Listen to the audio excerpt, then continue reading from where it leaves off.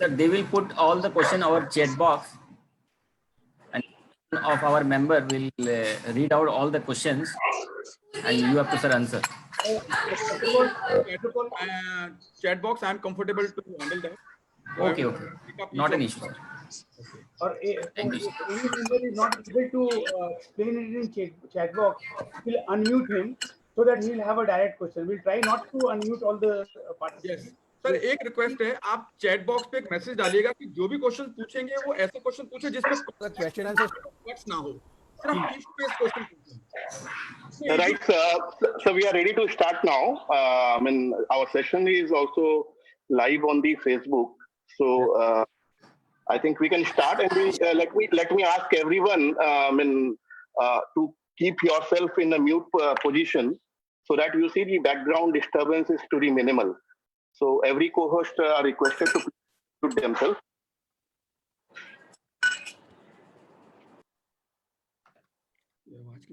If you can mute yourself, yes. Thank you. Friends, very good morning to all. I welcome you to this today's session of. Am I audible? Yes. Yes, yes. Yeah, yeah. Yeah. I welcome you all to this today's session of complex practical issues under new Benami law. Friends, we have with us our guest speaker, Senior Advocate Swani Taneja ji, for this session.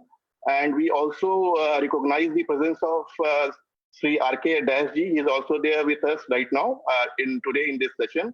Friends, as we all know, that we have been doing this session at 11 and over Zoom for last 30 days, and it is we are happy to announce that we have done almost 40 live session over past 25 days, and on the very topic.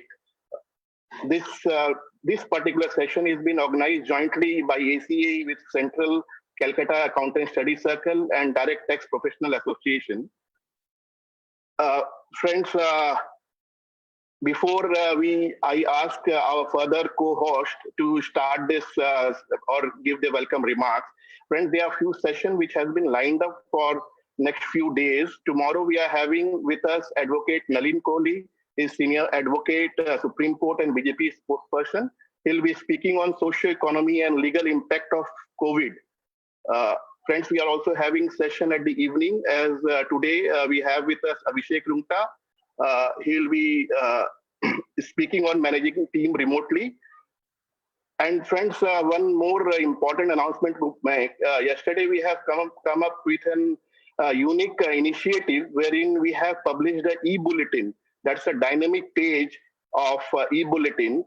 We have our team, ACA Bulletin team has tried to put in almost all the notification and circulars which have come up under various acts and sections at one place. So it's a single link click. It will be available. Just click of a button. While you click a link, you will get every notification, every circular directly from the Ministry of, respective ministries and respective authorities. So this link would be updated on a regular basis. It has been updated till yesterday with all the notification and circular. So please, we request all the members to please do visit, and please also circulate for benefit of members at large. And with this, friends, I again welcome all the attendees over here in this webinar and Zoom session. And now I would request CA Narendra Goyal, President DTPA, to introduce the topic and offer his opening remark. Narendra ji, please. Thank you, Jitendra. Welcome, buddy. Welcome, Taneja Saab. Welcome, Das Saab. And very good morning to all of you.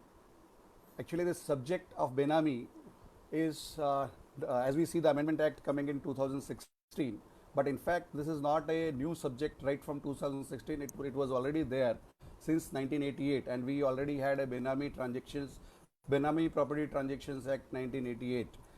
Thereafter, the government thought that certain provisions in the Act needs to be strengthened with regard to confiscation, attachment, and the functional side of it.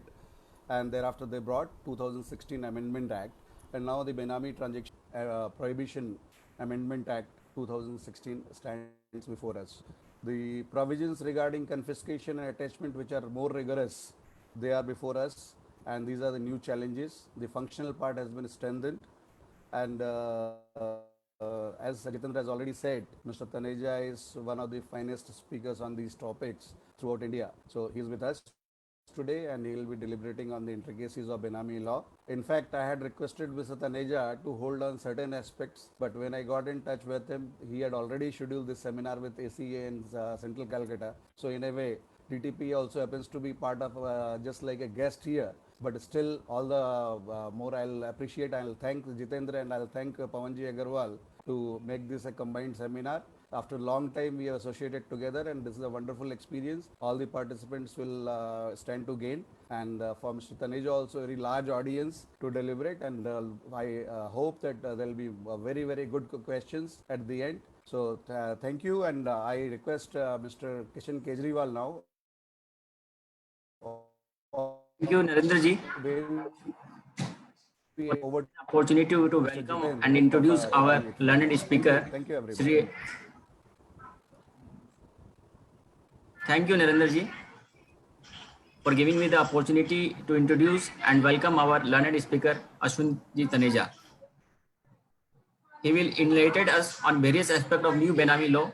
Taneja ji is a former member of Income Tax Appellate Tribunal, and currently he is practicing as a lawyer specialized in the area of anti-money laundering, Benami law, Black Money Act, SFIO, and income tax. He is a prolific speaker, and I hope all the present here will be benefited from his detailed deliberation.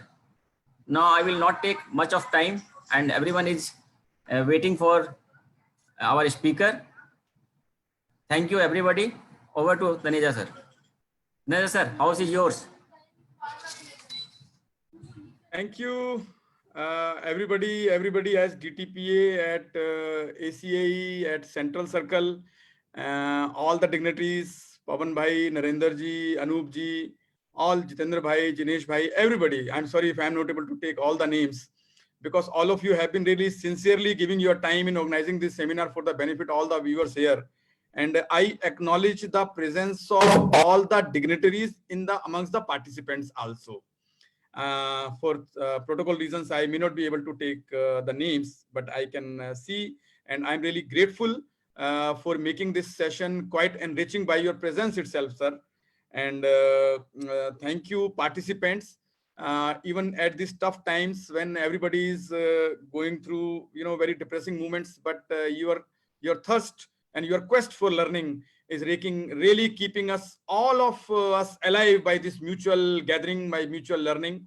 Though social distancing is the norm, but it is not the norm that we should be disconnected. We should always be interconnected. So this channel of interconnection is a very good channel which the Kolkata, these great organizations are providing. So good morning to you, Kolkata, and everybody, because now I cannot address Kolkata only. Sorry, the habit is that we have been addressing the seminars physically. But today, online presence means you are present everywhere. Atravat kya kehte hain usko, har jagah sarvatra. So good morning to all of you, friends. This topic, which has been chosen by the esteemed organizations, is one of the very favorite topic of mine, and especially when you move away little fundamentals. I am not saying that fundamentals are not required, but since last 3 years have passed, now we have to talk something beyond fundamentals now. So when we talk beyond fundamentals, believe me, so interesting issues come up. We find as if questions are more and answers are less. What a fantastic piece of legislation the government has come out with. I salute to the gentleman or the group of gentlemen, whosoever has drafted this law, where, in just crisp 74 sections only, the entire worldly affairs have been roped into. You imagine any situation and there is already a solution to rope you in.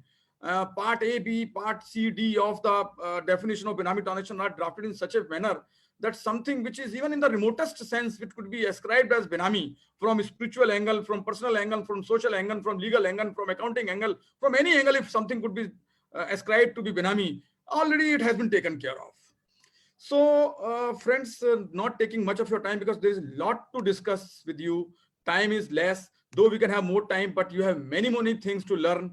So therefore, I will be trying to be as crisp as possible and as straightforward, so that we can have more time for the question answer sessions also. And according to my understanding, that is why I requested to the organizers that my deliberation time should not be more than 1 hour. So if I am starting at say 11:13, so before 12:15 I have to finish, because concentration span is this much only. Anyways, let us begin the tour of Benami law. So something I would be showing to you that apart from learning and understanding Benami law, the time has come when we should understand the various facets of laws dealing with economic offenses. Why I am talking about this? Because you may be wondering that even if I am not doing practice of other areas, why should I know about this? Because friends, now there is going to be a strong interplay between various laws. I will deal with you all these issues, that how the things are interconnected beyond our imaginations, what we used to think so far. Every channel, every barrier has been crossed. Kindly see this photograph in front of you. Some chimpanzees were attached by the, not wildlife authorities, enforcement directorate, right? So chimpanzees, attachment by enforcement directorate, how is that possible? I mean, this is the question which came to my mind also when I read this news in the newspaper. But friends, kindly see, I will try to show the connect, how the connect happened and how the chimpanzees got to be attached by the enforcement directorate officer. Kindly see. This, you know, in PMLA, there is a concept of there being a scheduled offense firstly, and there has to be commission of scheduled offense. And then on the basis of scheduled offense, if some proceeds are generated, then those proceeds, if portrayed as good money, then the offense of money laundering takes place, and proceeds so generated becomes proceeds of crime. And enforcement directorate has been given the power to make attachment of proceeds of crime. So a person, a gentleman, committed some offense by creating some forged documents. The forgery is one of the scheduled offenses. Then he also violated indeed the provisions of Wildlife Protection Act, and thereby he committed another scheduled offense, because Wildlife Protection Act is also one of the scheduled offenses. So he committed the scheduled offenses, and that is how, as a result, he got chimpanzees. So chimpanzees were called as proceeds of crime because of commission of offense these were received by the person. So since these are proceeds of crime, ED has right to attach that. So that is how ED attached these chimpanzees and handed over to the zoo authorities. So looks to be surprising, but many such more examples I will show you where in the farthest imagination you could not have imagined the role of ED, but ED has attached. Even in the most prevailing cases, which is pertaining to the default made by a borrower towards the loan repayable to the banker. On the one hand, business is collapsing, he is not able to repay. On the other hand, no, ED says you have done forgery, so we'll attach your all assets. So in that scenario, it is essential to understand the rigors of the law, the vigors of the law, the nitty-gritties of the law. Then secondly, friend, okay, let me first of all switch on to this mode. Okay, then recent news, you must have read this in Economic Times. Modi's Benami law has companies running for cover. So when the Benami law was introduced, it was thought that it was hit only those people, those politicians or public servants who were stashing their money in Benami names or sending it abroad, etc., etc. But it was never imagined that it will hit the infrastructure companies, those who are constituting land aggregating companies, buying land through other entities. It was never imagined that it will hit listed companies. It was never imagined it will hit rural people. So that is the brief introduction to Benami law, that it is hitting all of them. I mean, some cases below the belt. When I use the word below the belt, it means that those cases where even the Benami transactions were done, maybe without any mala fide intention, but the drafting of the law is that if something is Benami, it is Benami. No reasoning, there is no scope of reasoning, no reasonable cause, nothing. Friends, this news which I have opened before you, I read it few months before in Hindustan Times, where it says that CBI ED action may now follow IT default probes. In fact, it is talking about multi-agency scrutiny, and that too based upon the power of higher order data analytics. You must have known the power of data analytics, on the basis of which it is widely said that Donald Trump won his election on the basis of techniques of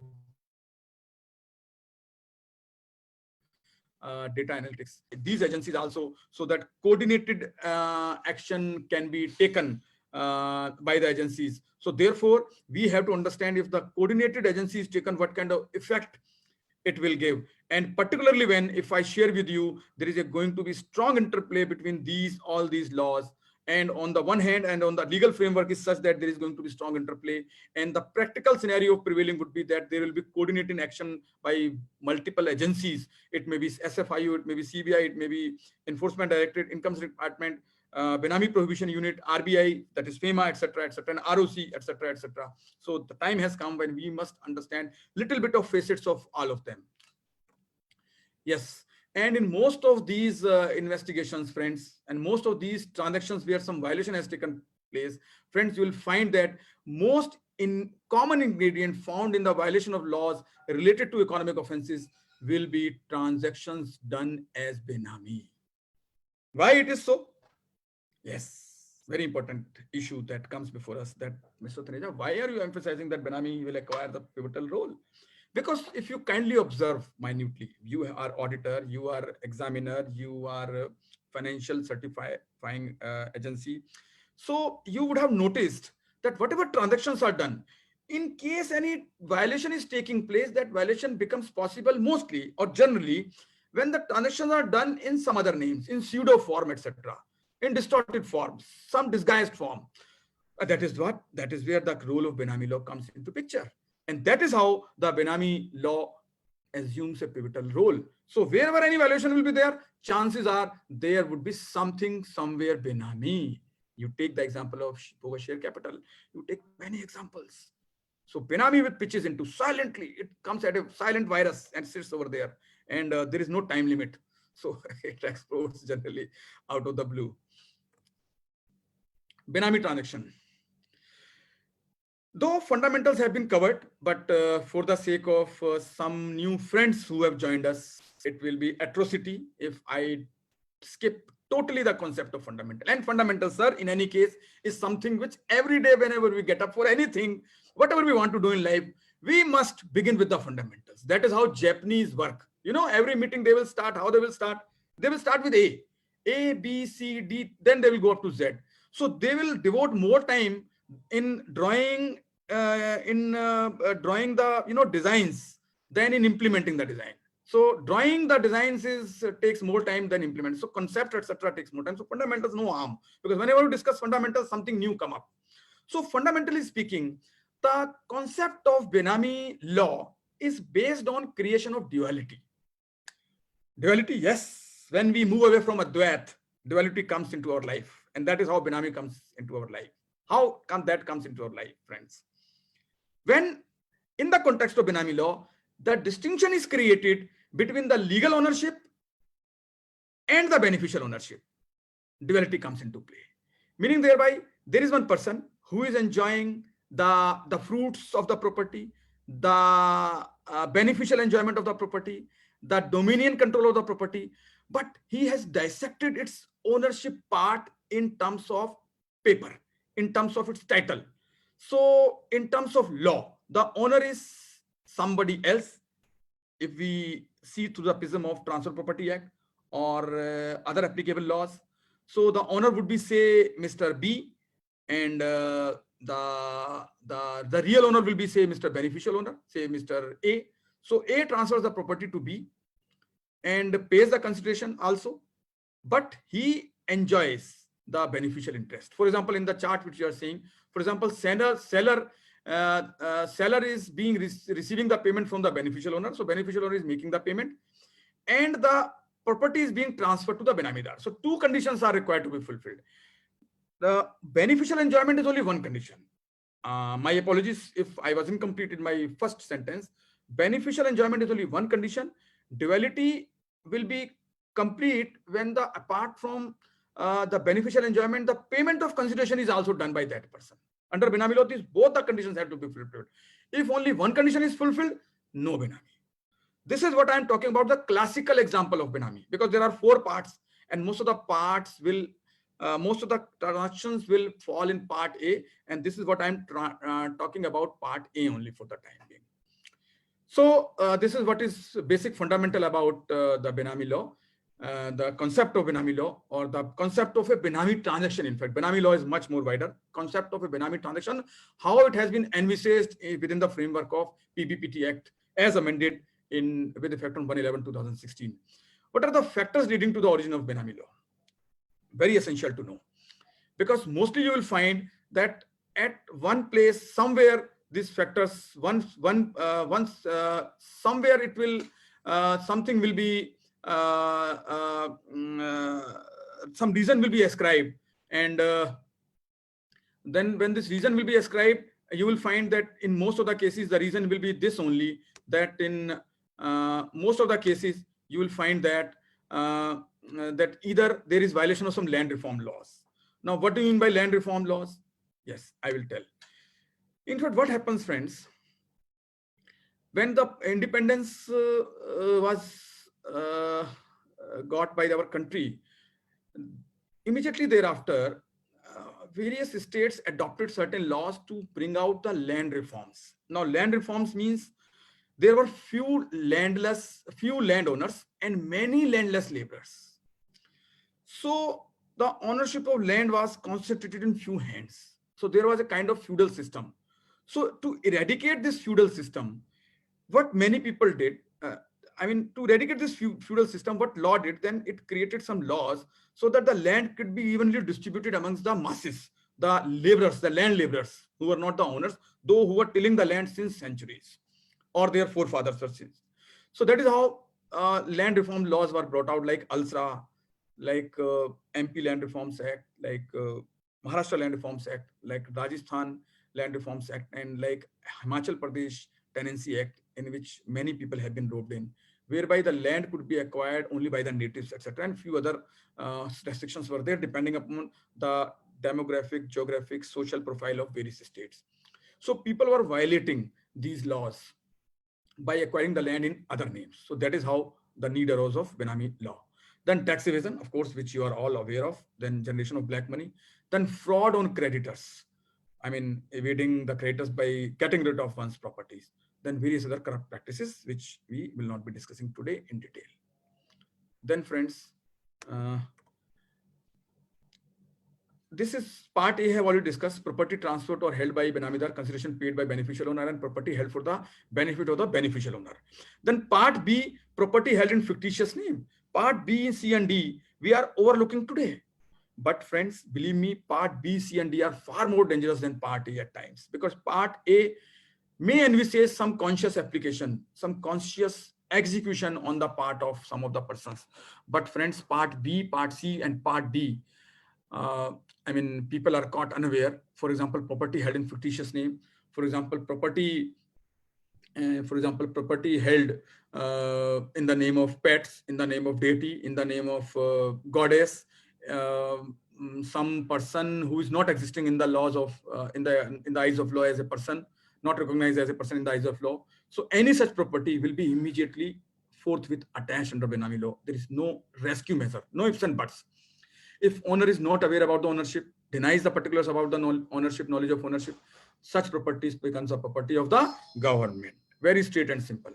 Then if payer of the consideration is not traceable or is fictitious, a person says, yes, I have got this property, I have not paid consideration for that, somebody else has paid consideration for that, I'm not able to tell, or if I tell, he is found to be non-traceable or fictitious, clause D can hit. The first case of the country was hit under clause D when the car moved from Mumbai to Pune. Car was fully stashed with cash. Some Mumbai municipal corporator was carrying the cash. He could not disclose the full particulars. Cash was attached forthwith. So matter was over within a month or so. And then there was a talk of prosecution of that corporator only being Benamidar. That's it, straight and simple. So, the Benami law works on jet speed. That is one of the finis of this law. And that is how it distinguishes this law from various other laws. Exceptions. If a transaction falls A, B, C, and D, it is Benami, come what may, no reasoning, unless it falls in any of these conditions. If it falls in any of these exceptions, it may be saved, otherwise it is Benami. If property is bought in the name of Karta by the HUF, there is exception. If the person acting in the fiduciary capacity acquires a property in his name on behalf of the person on whose fiduciary capacity is working, for example, director, partner, executor, trustee, acquiring property in the name of individual, on behalf of the company or form of the trust, etc., etc. Director also can keep the company. Provided all these things, then okay, before that, let me complete. Then spouse or child. In fact, this Benami law is very fantastic law. It is giving shiverings, tensions, and whatnot to many people in different ways. Somebody is worried if his Benami property is not detected, lest his Benami property is discovered.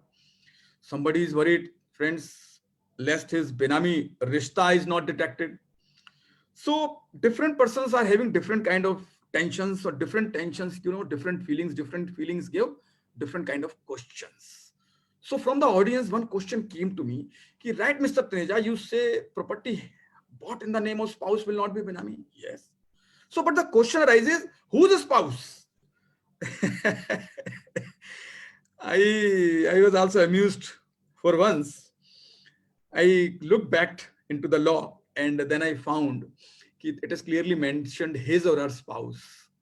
So property bought in the name of his or her spouse only is given the exemption benefit. So don't be very excited, my dear friend. It is his or her spouse. I have made it quite interesting without writing it fully for you, for just making it lighter. Child. Now, child means what? Because law says any child. Any child means what? No, not all those things which you are thinking about. My issue is child up to what age? Child up to, majority age, that is 18 years or above. So if you see the concept of Indian Succession Act, Indian Income Tax Act, you find the different definitions. If we come back to this, the contextual meaning, I think, because lineal ascendant, descendant is next close. So child means child of any age. Even otherwise, for a parent, I am child of my parent. Even today, they introduce me like that only. Brother and sister, lineal ascendant and descendant. If property held in their name, it will be Benami. Yes. So then why it is an exception? Exception will be only when there is a concept of joint ownership. So unless the property is bought in the joint ownership, in these category, it will be Benami. So brother, sister is clearly defined. Lineal ascendant, descendant means parents, mother, father. The descendants means because child is already there. Other descendant means grandchildren. So if property bought in the name of mother for emotional reasons, sister for emotional reasons, it will be Benami. If you continue to show yourself owner, unless you make some joint ownership. Of what ratio? Any ratio. It does not stipulate. So even of 1%, you have to be joint owner. Probably it was stipulated for the purpose of public servants who have under CCS rules required to show the ownership of the assets. Now because of the joint ownership, they will have to compulsorily show these assets. Power of attorney cases. Power of attorney cases are also exempt, provided two conditions are fulfilled. The person giving power of attorney remains the original owner. The contract of power of attorney is registered, and third condition will be three conditions. That means third condition will be the stamp duty applicable thereon is paid. Yes, you're right. These three conditions are very difficult to fulfill, and that is how power of attorney cases are under danger zone unless some suitable amendments are brought out by the government. That is how I say when property of Shah Rukh Khan was attached way back in 2017, not that Mannat Wala Bangalore. This is Alibag property when it was attached. My interview was taken on Economic Times by the correspondent, Mr. Sugato Ghosh. And he said, sir, how would you summarize this law? I said, I will summarize this law by saying this is an unguided missile, unwittingly created, loaded with nuclear arsenal. So it was probably said on the lighter side, but next fine morning, I found that in Economic Times, it has been reported, published as it is with my name, with my views. So many, there was hue and cry on this remarks, but now after 2-3 years, we are finding that, yes, it has proved to be true. Anyways, friends, so this other condition is there that consideration should be paid out of known sources. Now, what do we mean by known sources? In fundamentals, we could not cover. Now, today we cover what do we mean by the term known sources. Then these are the authorities. The enforcement work is with initiating officer. Approving authorities does the work of approving authority akin to section 151 Income Tax Act. Adjudicating authority, after the work of initiating officer is over, he passes the provisional attachment order and the reference, then the income tax department work is over. Income tax department, one BPU, Benami Prohibition Unit has been carved out after the income tax department, which comprises of initiating officer and approving authority, and of course, few other officers. Then they primarily work do the work of enforcement, pass the basic orders, that is order under section 24(3), etc., and order under section 24(5). Thereafter, their work is over. Then it comes to adjudging authority. Adjudging authority is pan-India jurisdiction is at Delhi, common with PMLA adjudging authority. And once the adjudging authority decides a matter within 1 year, then the matter goes to appellate tribunal. Appellate tribunal does not have any time limit. It is the appellate tribunal, not the income tax appellate tribunal. The appellate tribunal means the tribunal which was constituted under SAFEMA, also given the function to discharge under COFEPISA, NDPS, PMLA, and now Benami, common for all. And administrator who will be holding the property, who will be acquiring the property, who will, after the attachment, who will be confiscating the property and then managing it, and then thereafter selling it and auctioning it as per the directions of the government.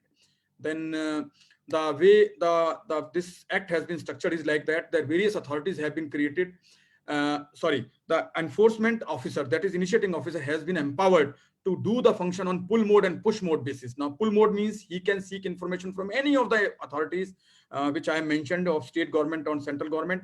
Push mode means if these authorities are made duty bound to furnish the information if they come to notice of any Benami transaction. So IOs are being, served on platter the informations. Then meaning of the expression known sources. Now here we begin the various complex issues which we face. So friends, this known sources is being used for the first time. Yesterday, Dasa was telling ki, yes, in one other statute it has been used, that is Prevention of Corruption Act. So apart from PC Act, PMLA does not use, income tax does not use. So this is very specific expression which has been used. They have not used the words disclosed or declared. So that means it has nothing to take with declared or disclosed to the income tax department.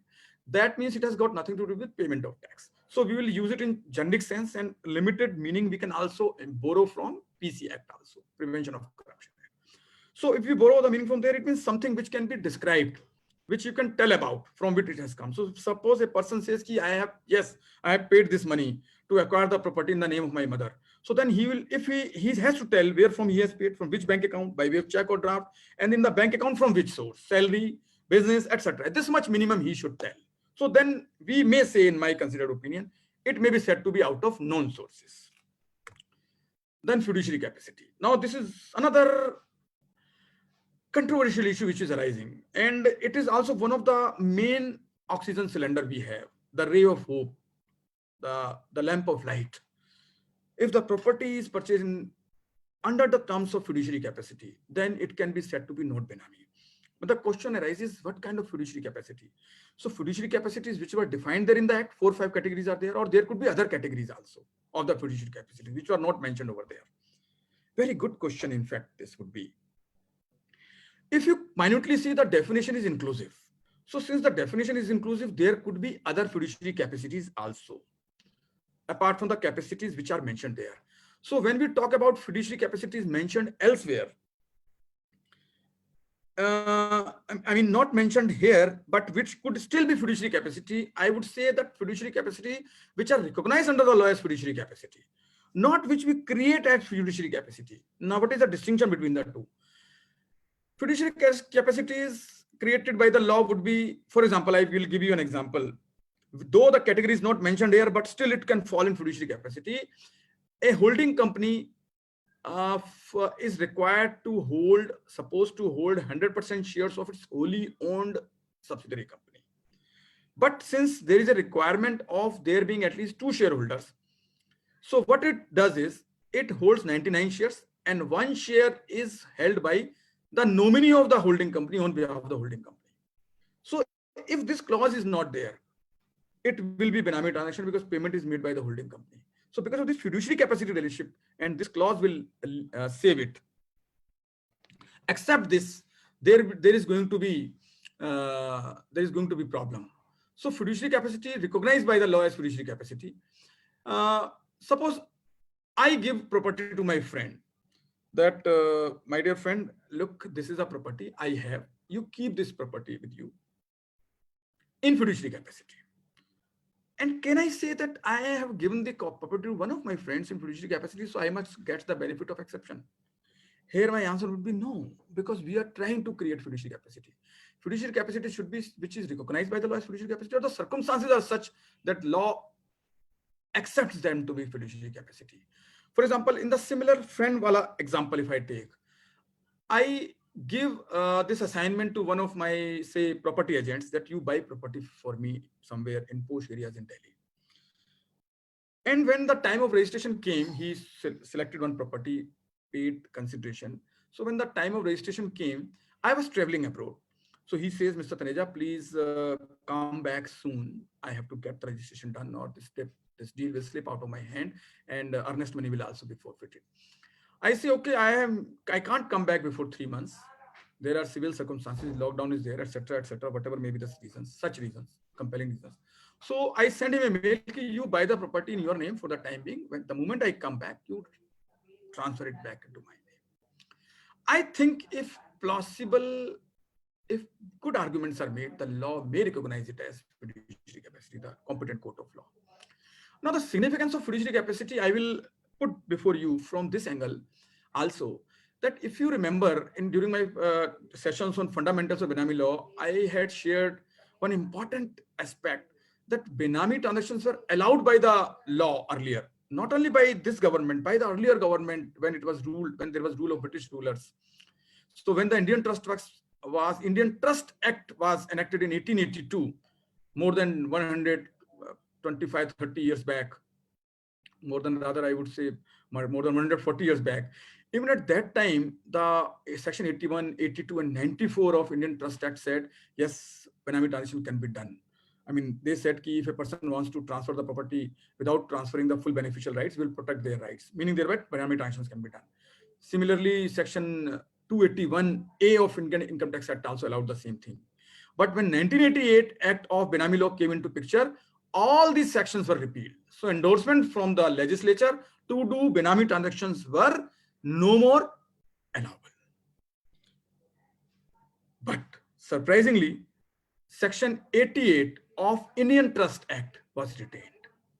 That was not repealed, which talks about fiduciary capacity.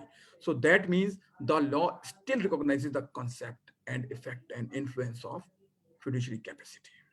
Therefore, friends, I am saying that this can be seen a very, very good oxygen cylinder in the genuine deserving cases. Fiduciary capacity, whether it should be explicit or it could be implicit also. Yes, it could be implicit. As I shared with you the example of holding and the nominee relationship, there the fiduciary capacity was implicit, which was also approved by the Honorable Supreme Court in the judgment of Marcel Martin versus Imprinter, 21 taxman.com 7. Then, friends, now about interplay.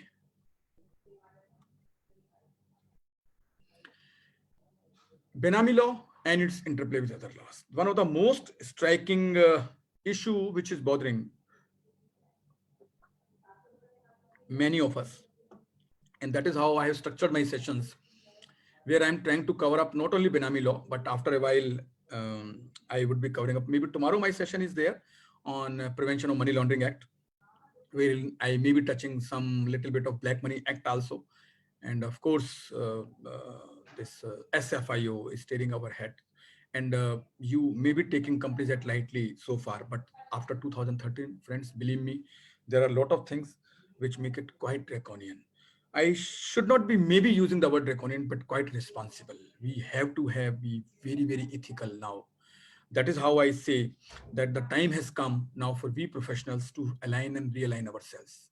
Now, when we talk about align and realign, the meaning is that we must know how to conduct ourselves at arm's length principle. So unless we learn dealing with our clients at arm's length principle, we might be dragged into trouble.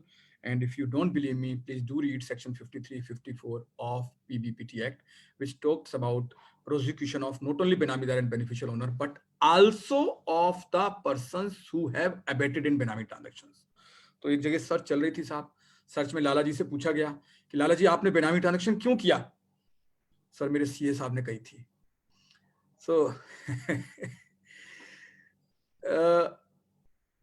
it may look to be quite easy that you will be protecting yourself, taking shelter of provisions of section 91, 92, 101, 102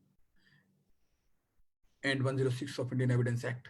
But the burden immediately shifts back on your shoulder the moment any such statement is given. So it gives a person an embarrassing situation. Anyways, coming back to this. So Benami law, first of all, Companies Act. क्या इनका Companies Act के साथ क्या एक समन्वय, एक interplay क्या हो सकता है? Let's understand the interplay between the two. If you remember, under Companies Act, now you see there is a concept of significant beneficial owner. So whereby there is one shareholder and there may be the real owner behind it. So the real owner is someone else and the registered shareholder is someone else. So there is now requirement under the Companies Act under section 90 or 290 that a person is required under band 1 and band 2 the information about that how who is the actual owner it. So there could be certain situations where the moment the information of beneficial owner is given, the Benami law can also rope in that same very situation as a Benami transaction. That what can be that situation? That situation can be, suppose the SBO is getting triggered under the clause where it is being said that if a person is acting through someone else, so X is the registered holder because Z is acting through X. So then X becomes the Benamidar and Z becomes the beneficial owner. So while giving any such information, please be careful that only real facts be given. Do not give it lightly, casually, incorrectly. Otherwise, it may be a phishing net. Then SEBI takeover. Person acting in concert, PAC, is nothing but a bedrock for Benami law. Then, sir, anti-money laundering law. Wherever money laundering is done, I shared briefly about the money laundering. Wherever money laundering is done, the chances are the transactions are done in pseudonyms. So if the transactions are done in pseudonyms, that means there are chances of involvement of some other names, some Benami transactions. Then we come to Income Tax Act, for which you might be waiting. So I will take a few examples one by one. The first fundamental question which arises while we talk about interplay vis-a-vis Income Tax Act, rather for any other law, that the situation is going to be cumulative or mutually exclusive. Now, cumulative means that the action will be done on this law, wherever the primary offense or the violation takes place, and Benami also. And if there is third law, third also. Or action under one will preclude or preempt or mutually exclude the action on the other. Friends, in fact, I will put before you two sections of PPPT Act and then few practical examples, and then you can visualize yourself how the situations are going to happen now. Section 60 and 67 of PPPT Act. Section 60 says that the provisions of this act are in addition to the provisions of any other act. And section 67 says, section 60 says, I will repeat, provisions of this act are in addition to the provisions of this act, not in subrogation of any other act. So in addition to any other act, not in subrogation of any other act. So these are additional measures, number one. 67 says, in case there is a contradiction between the provisions of this act and provisions of any other act, then the provisions of this act shall have supersession effect over the other acts. Though this is a fashion nowadays, and every act states like that, but this is the position of law.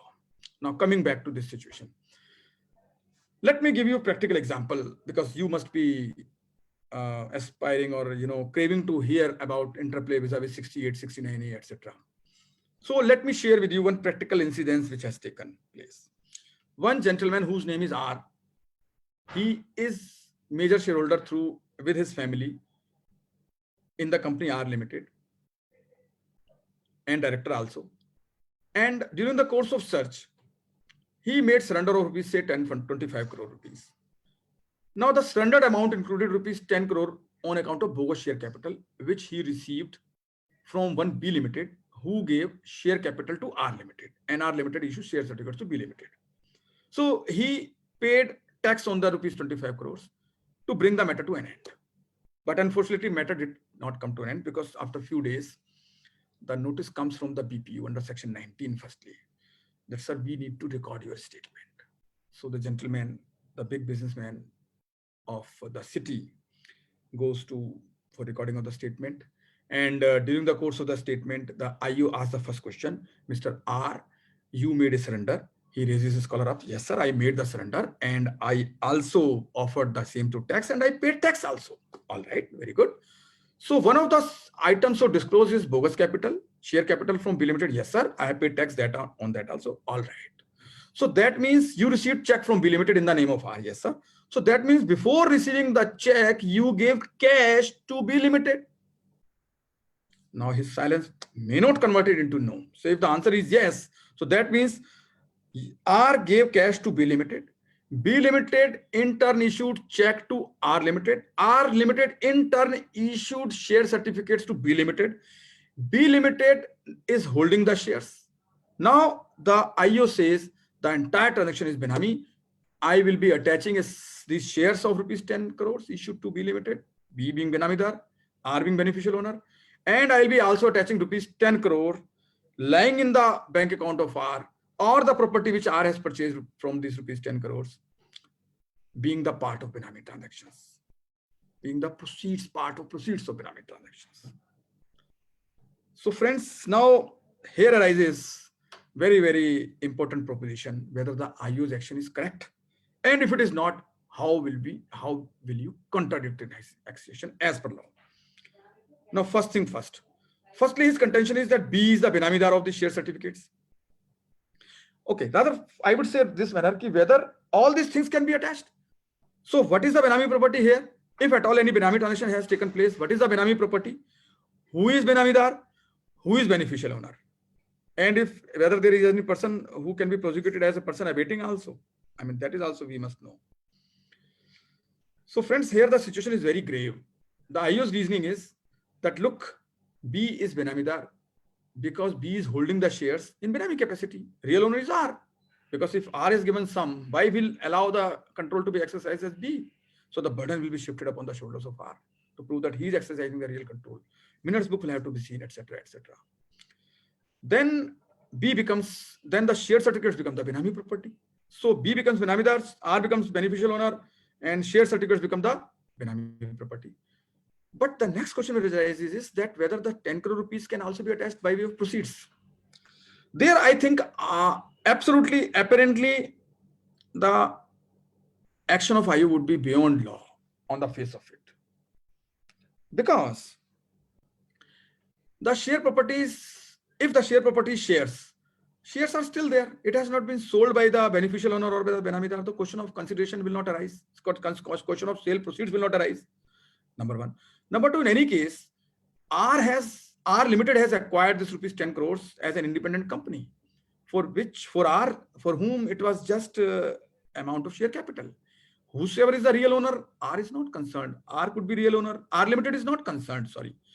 R could be the owner or B Limited could be the owner. R Limited is not concerned. So for R Limited, this is sum of rupees validly received, sum of rupees 10 crores on account of share capital for which in lieu of which it has issued share certificates. And even otherwise, this is a separate legal juristic person. It acquires a property from this 10 crores, retains with him this 10 crores, retains with R Limited this rupees 10 crore property. That is beyond the purview of Benami transaction. That is my considered understanding. One school of thought also says that share certificates being just paper property, just being nothing, since it is property not in existence, just on paper, it cannot be subject matter of Benami transaction either. So there will be nothing which can be Benami transaction. Law is evolving. Let's see what happens. There is a gray area. This is a dangerous zone. So just be careful. Let's talk about law like section 56(2)(10). Now section 56(2)(10) talks about gift. If A gives gift to B, and if gift tax officer makes assessment in the hands of B for want of lower valuation, etc., so then Benami officer cannot come into play and say, no, this is not genuine transaction, because a factual stand has already been taken by a competent authority. So heavy burden will be there on the Benami law officer, and such contradiction action may not be allowed by the courts. And vice versa will also be true. If Benami law officer treats this transaction between A and B as non-genuine and treats it as Benami transaction and treats A as beneficial owner and B as Benamidar, then income tax officer cannot come into play and cannot now make addition in the hands of B also for lower valuation of gift. So here the situation, in my considered opinion, will be mutually exclusive. Now, what about GAR? Now, very, very interesting situation in GAR. In GAR, this is how I describe. If GAR is invoked to deny the treaty benefit say in this case, AB Mauritius case, you can refer at Authority of Advance ruling, denied the treaty benefit to a Mauritian company on the ground that it was just acting on behest of the US company. It was just a paper company. US company was, the parent company was the real beneficial owner. So it is a Benami transaction kind of thing. Then the Benami law officer can swing into action. Though it is an international transaction, friends, though Black Money Act is applicable on the assets located in India, admittedly the position is true, but here the asset located in India, being the shares held by Mauritius company, an Indian company, being asset located in India, being an Indian asset, can be attached as per law if it is Benami asset. So if shares are attached, it will be Benami asset, and then M will be Benamidar, and U company, that is US company, will be beneficial owner. This kind of adventure or misadventure, whatever you may call, may also take place. So beware of that situation also. Then this I have already covered. Burden of proof. Very, very important concept, my dear friends. Please remember that there is nothing common between income tax law and Benami law. Though only one thing is common, and that is the only thing common according to my little understanding, that law enforcement agency is common. Though it's not strictly common, but still it is within the hands of Income Tax Department. Law enforcement by under Benami law is done by BPU of the Income Tax Department, which is part of investigation wing of Income Tax Department, and income tax law is enforced by investigation wing of department and investment wing, research wing, etc., so forth. So here the situation is that nothing is common. Why I am saying? Because the basic thread and the fabric on which Benami law has been woven and income tax law is woven is totally different. And the distinguishing feature is concept of burden of proof.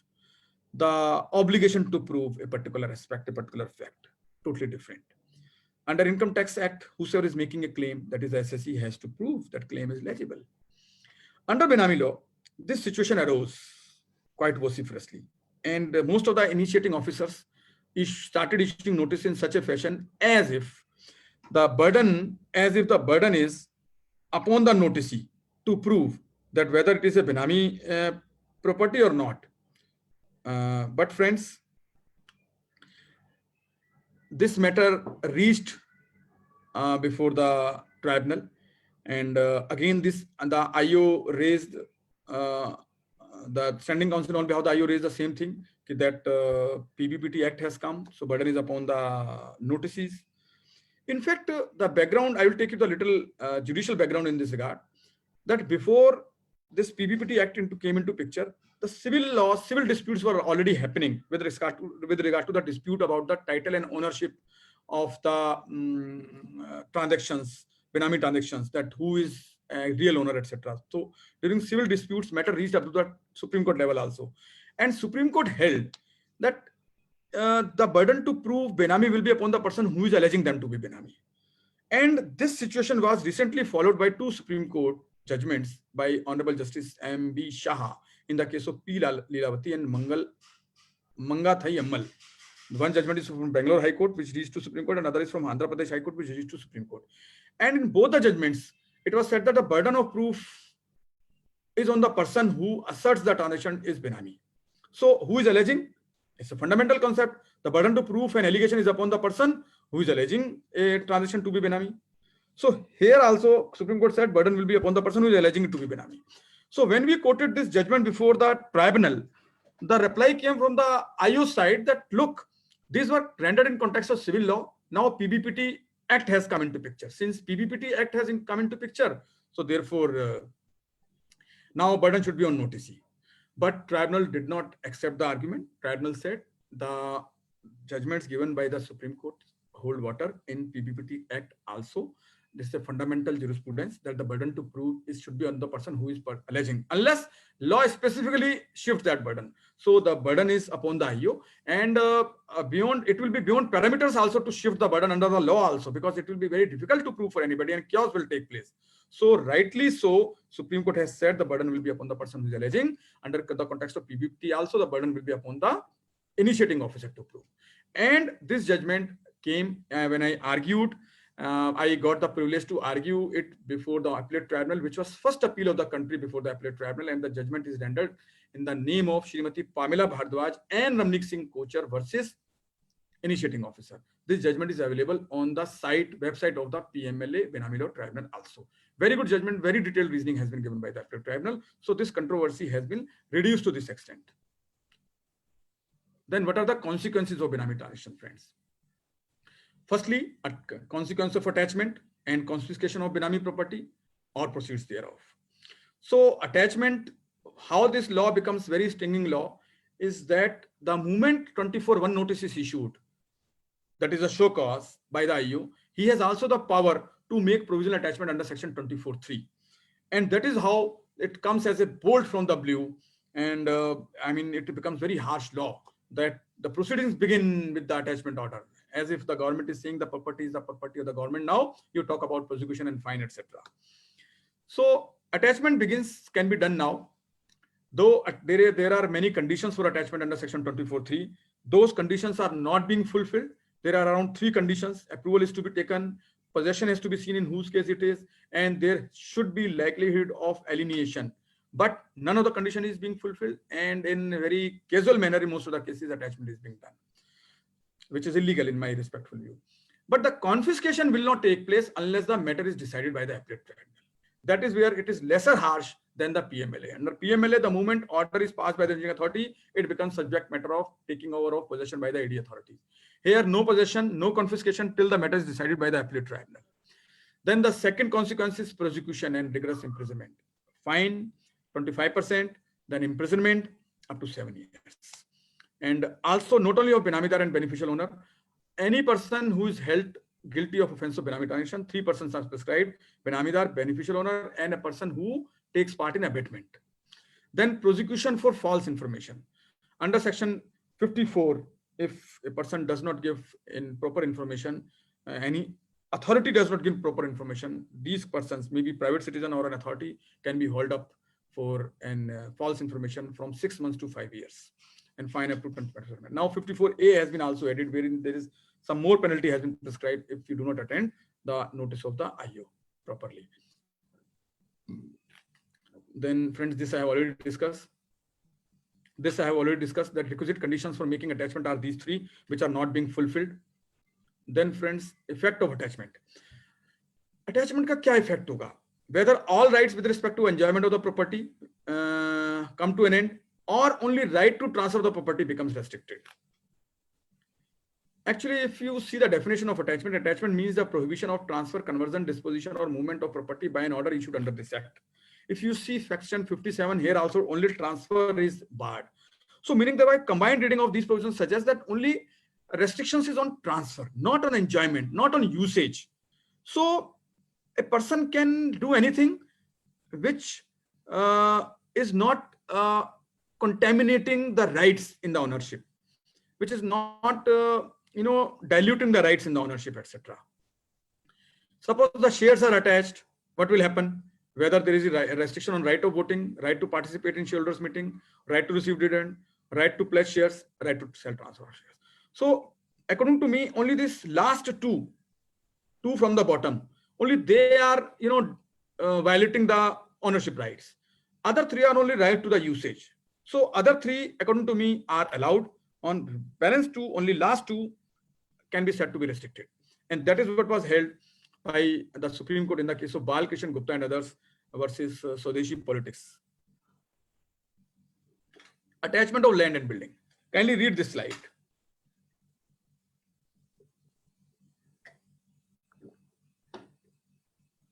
So according to me, right to mortgage, right to subdivision of plots, right to entering into development agreement, right to sell transfer, only they may be under attack, not the other rights, because other rights are right to of usage, enjoying the fruits, till only attachment is done. After confiscation, of course, everybody, the whosoever property is confiscated, loses the right from the property. Then confiscation, I have already discussed that confiscation will take place only after the order is passed by the appellate tribunal. Now, what about the protection to bona fide purchaser? Very, very important question. Friends, you might be wondering that if a person who has acquired the property, if it is found to be Benami, what will happen about that? And very, I would say, serious situation has been created under the law. Law clearly says if the property has been purchased after the issuance of notice under section 24(1), the property is Benami property. So property is straight away Benami and it is liable to be attached. It is liable to be attached. The moment notice is issued, after that property is purchased. But suppose the property is purchased and thereafter notice is issued on the seller under section 24(1), then the law gives protection to the bona fide purchaser under section 27, provided these two conditions are fulfilled. That property is purchased for adequate consideration prior to issuance of notice under section 24(1), as I already said, and purchaser had no knowledge of Benami transaction. Very easy situation as it appears, but the issue arose, it is whose burden to prove that these conditions are fulfilled or not. Then I got again an opportunity to argue before the appellate tribunal that, sir, how can I prove I had no knowledge? Because how can I prove something negatively? So IO said, no, the burden is upon them. I have no duty. So then Honorable Tribunal in two judgments gave very detailed reasoning, as said the burden will be again on the IO to prove that these two conditions are not fulfilled. The names of the judgments are Vargo Township first judgment from Jaipur, and other judgment is in the name of Kavita Infrastructure from Pune. So worth reading judgments available on the site of the PMLA tribunal, this PMLA Benami Law Tribunal. Very important slide before you, and very, very cardinal issue which we must remember while making representation before the Benami law officers. Whether initiating officer can disregard provisions of section 91, 92, 101, 102 and 106 of the Indian Evidence Act on the ground that provisions of PBPT Act has got overriding effect. So kindly see this Indian Evidence Act is offspring of Constitution of India, and Benami Act is also offspring of Constitution of India. So unless there is a specific contradiction or something which is overriding the effect of Indian Evidence Act, all the offsprings who happens to be sibling between themselves will have their respective effect. So nothing is there in PBT Act which is erasing or overriding the effect of any of these provisions. Since there is nothing as such, so therefore, friends, in my respectful view, all the proceedings under PBPT Act has to be decided keeping in view the provisions of Indian Evidence Act, CPC, etc. or Limitation Act, General Clauses Act, and all other such laws which are applicable. Whether initiating officer has power of arrest, so stop at 12:15. I intend to stop precisely at 12:15 and 5-10 minutes more, unless you would like me to drag on. Otherwise, what I am suggesting is that we can have more time on question answer session also. Okay, let me cover up how much I can cover, right? Whatever issues I can cover quickly. If you want me to slow down, I can slow down. Power of arrest. Whether initiating officer has power of arrest, whether initiating officer has power of survey, search and seizure. Friends, that is how it makes this law different, less harsh or more harsh from income tax or as compared to its other siblings like PMLA, etc. It is lesser harsh from PMLA in the sense that enforcement directorate, who is enforcement agency for the PMLA, has power of arrest. BPU does not have power of arrest. Income tax officers does not have power of arrest. Power of survey, search and seizure. ED has power of survey, search and seizure. Income tax department has power of search and seizure. BPU, no, it does not have. But under section 19, it has power to conduct discovery and inspection, inquiries, summoning, etc. But the BPU smartly uses the investigation wing of the income tax department, whose part it is, as its hands and ears and eyes, etc. Therefore, it uses the powers of survey, search and seizure in a pseudo manner, in Benami capacity, by using this power through investigation wing, etc. I have seen it happening at number of occasions. Writ jurisdiction.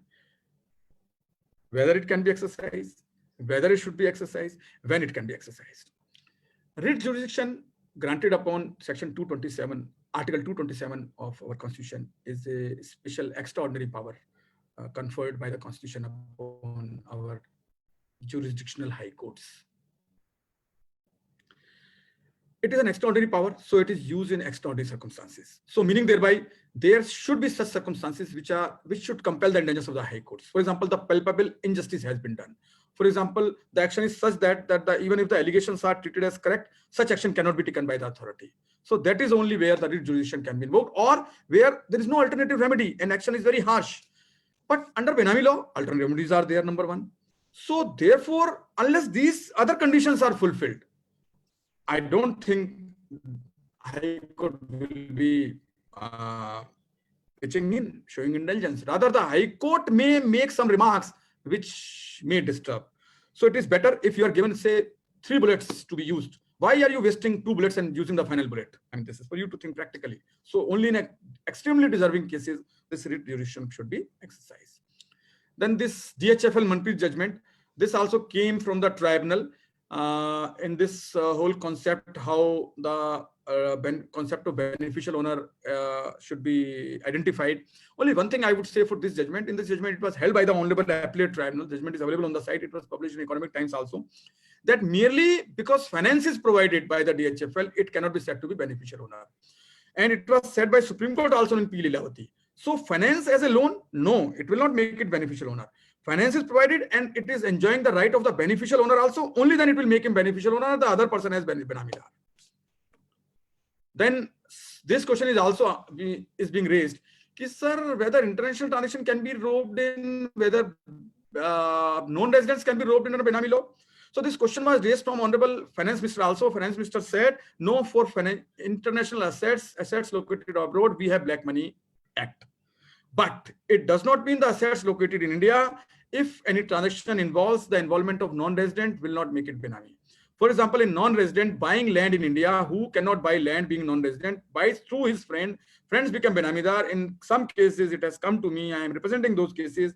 The friend here in India has been treated as Benamidar because of the peculiar facts brought out on a record, and the non-resident friend as beneficial owner. Land has been attached, Indian friend treated as Benamidar, and the prosecution of beneficial owner may take place the moment he puts his feet on the pious land of our country. Money laundering. Friends, very briefly, I have explained. Only one thing I will say, that 3 stages are required in money laundering. Stage 1, commission of schedule. I think tomorrow I am going to have session on money laundering, so I can skip this session for today. We can concentrate more on today's. So friends, thank you very much. It is really your, that has been wonderful participation. Now, as I said, quite often I say this thing, that the Benami law is not only talking about how to read law. With the help of this law, I am getting the message how to understand the life and how to live the life, friends. In fact, if you kindly see, the Benami law gives us a message how to align and realign yourself in all capacities, as citizen of the country, as a human being, as a professional, etc. So it tells us whatever you think from inside, you have to show it outside same way. Whatever you are from inside, you should portray yourself from outside. Whatever you think yours, you only think, whatever is yours, you think it only to be yours and tell others it is yours. Whatever is not yours, neither think it to be yours, nor tell it to be others to be yours.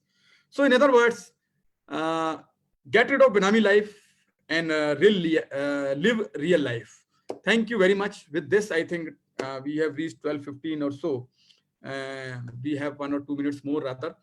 So I was saying that ये जो time जो गुजर रहा है, इस time में हमारे सामने एक बहुत बड़ी समस्या है कि पता नहीं हम इस टाइम में अपने आप को, जब ये टाइम खत्म होगा, टाइम चेंज होगा, तो हम पहले से बेहतर होंगे या कुछ वर्स्ट सिचुएशन की तरफ जाएंगे. तो मैंने एक छोटा सा पैरामीटर बनाया, बड़ा बेसिक सा है, शायद आपको अच्छा लगे कि अपने आप को टेस्ट करने का कि हम ठीक जा रहे हैं, गलत जा रहे हैं.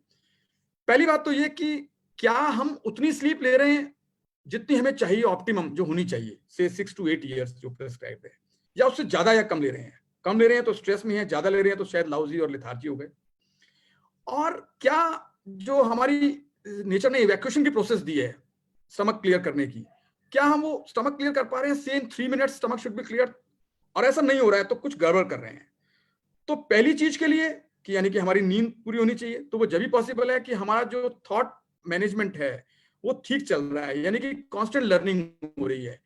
अगर आज मेरे विचार 95% सेम है जो मेरे कल थे, तो that means some freshness is required, otherwise they will start getting rotten, and evacuation process thoughts में से नहीं हो रही है. सेकंड के लिए मेरा food, I have to focus on that. Just मेरे को वो खाना है जो मेरे को इसमें मदद करे. तो of course other things are there, and in thought process this learning which you are beginning, This will definitely help me freshen up my thoughts every day. I'm not a very learned in these subjects. I just shared my experience. That is how I am myself keeping myself trying to alive, being interconnected with all of you. I really get abundance of energy from when I interact with my friends, with my professional brothers and sisters like you. Thank you very much, my brothers and sisters, for your keen participation and hearing me so patiently. Thank you. Now we can Thank you very much. Thank you very much, Ashwini sir, for your health tips also at the end.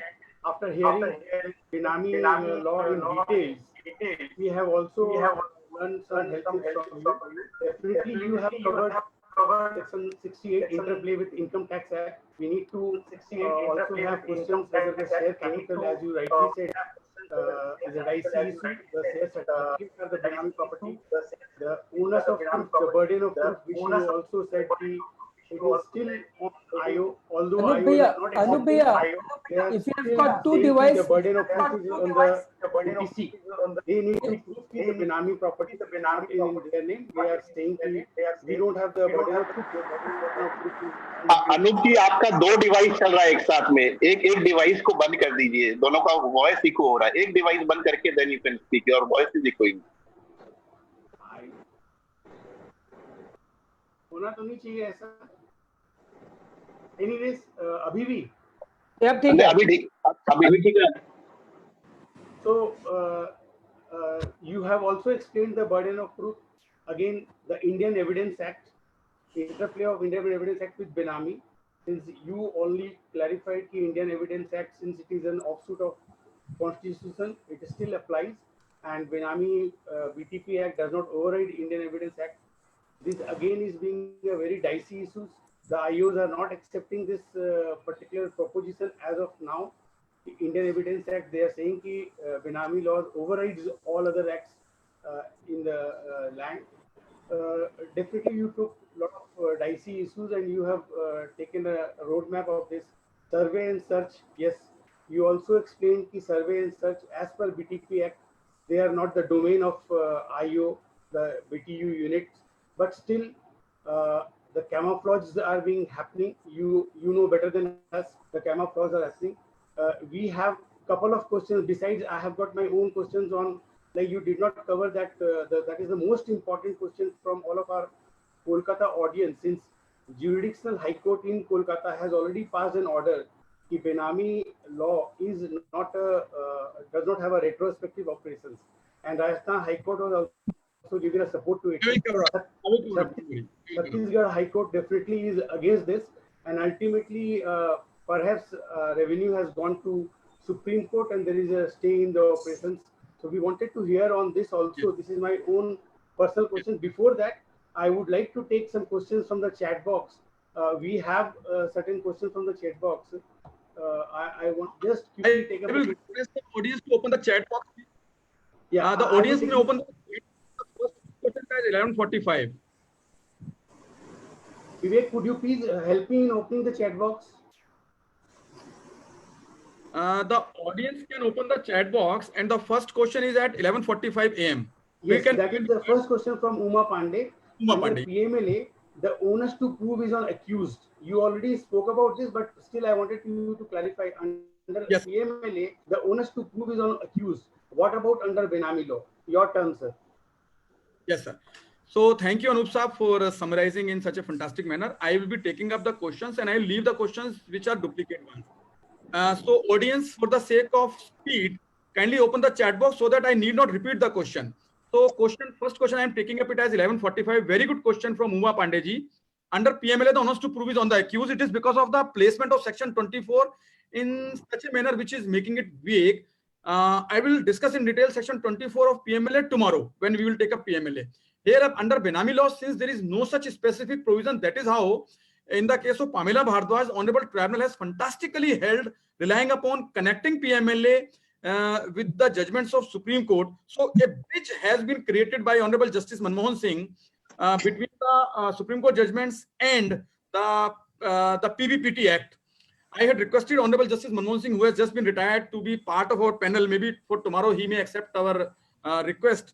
So that is how you can read Pamela Bhardwaj judgment, which says burden will be upon the IO. That is the common sense of the jurisprudence also says.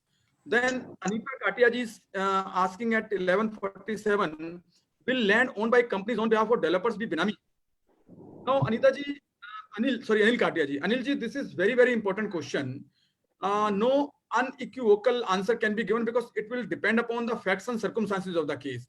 If the land is owned by the companies in their own capacity, because what has happened, many infrastructure companies have been roped in, whereby the infrastructure companies owning the land through land aggregators, the land aggregated company has been treated as all Benami dummy companies, and their assets have been treated as Benami.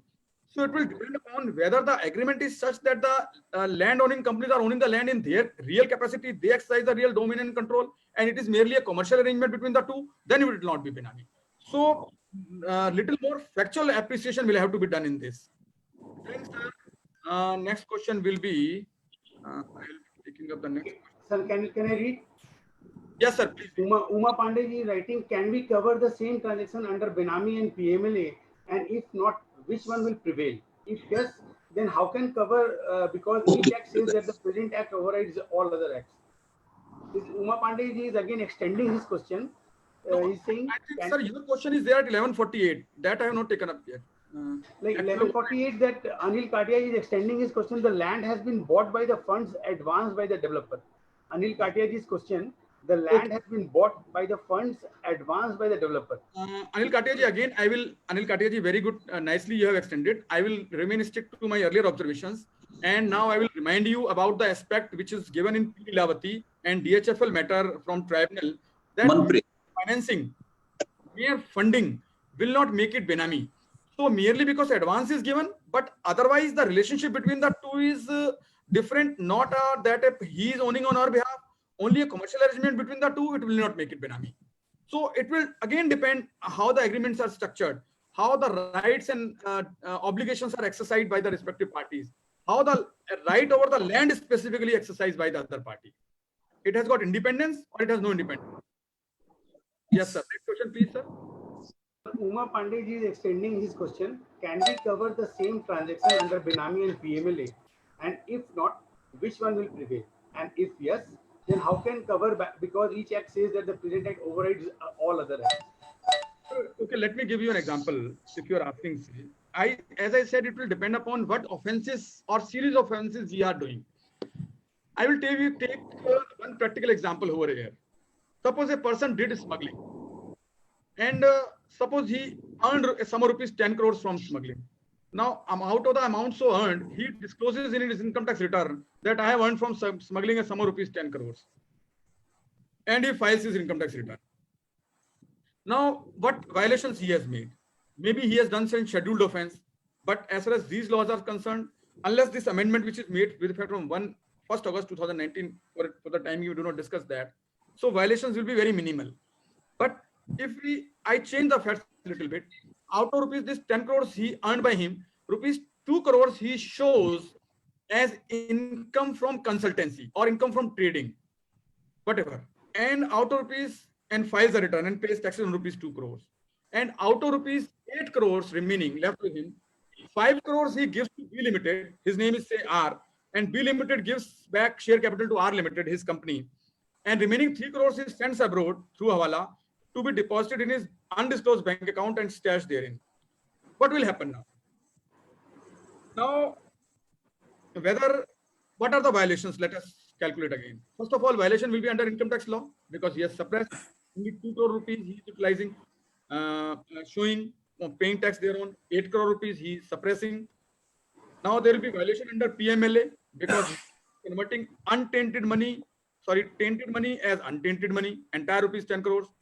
Then he is committing violation under FEMA by sending the money abroad. He is committing violation under Black Money Act because he is having undisclosed bank account. So he is liable to pay tax thereon also.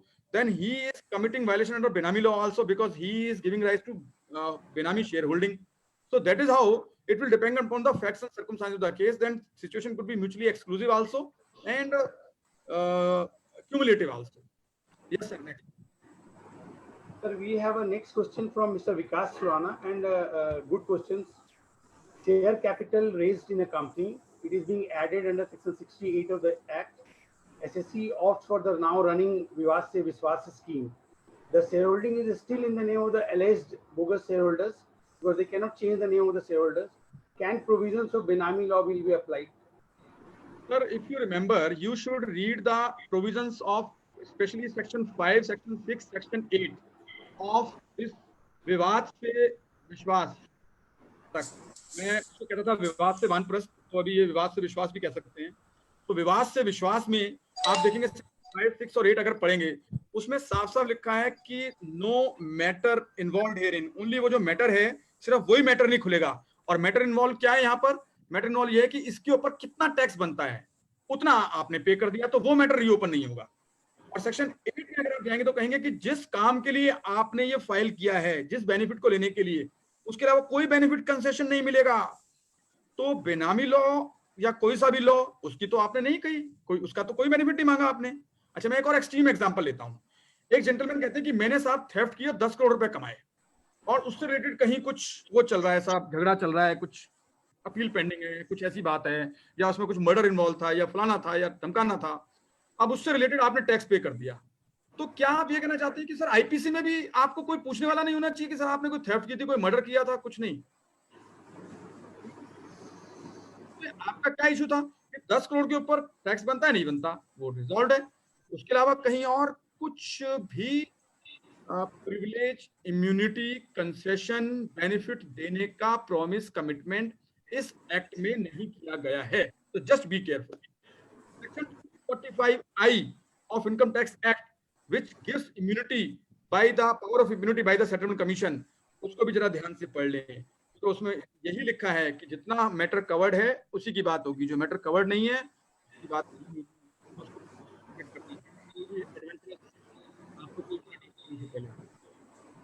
Yes sir, next question. There are many questions open before me. Sir, अच्छा, अगला question है, do child also includes adult, adopted और foster child? Yes sir, इसमें 8 acts दिए हैं जो कि associated acts हैं, जिनको हम यूज कर सकते हैं. मैं उसका नाम आपके सामने ले लेता हूं कौन से एक्ट हैं. कि अगर कोई डेफिनेशन जो सेक्शन 2 में डेफिनेशन दी हुई हैं, सेक्शन 230 कहती है कि अगर कोई definition 231, I will read it before you. Section 231 of PVPT act, words and expressions used herein not defined in this act but defined under 8 acts. Now 8 act है, मैं नाम लेता हूं उनका. In Indian trust act, Indian Succession Act, Indian Partnership Act, Income Tax Act, Depository Act, Prevention of Money Laundering Act, Limited Liability Partnership Act, and Companies Act shall have the same meanings respectively assigned to them in those acts. तो आपको उन act में देखना है इसका क्या meaning है. अब आप कहेंगे साहब उनमें से कहीं नहीं दिया, तो आप जनरल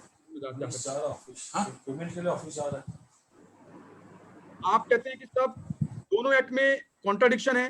फॉर एग्जाम्पल, चाइल्ड का मीनिंग इंडियन सक्सेशन एक्ट में कुछ और दिया है, इनकम टैक्स एक्ट में कुछ और दिया है. तो सर वापस आ जाइए, कॉन्टेक्चुअल मीनिंग देखिएगा, going following the golden rule of interpretation. Contextual meaning भी नहीं क्लियर होता इस सेक्शन में, दूसरी सेक्शन में देखिए वहां भी क्लियर नहीं होता, तो साहब फिर जेनेरिक मीनिंग देखिए उसका. फिर देन एक benefit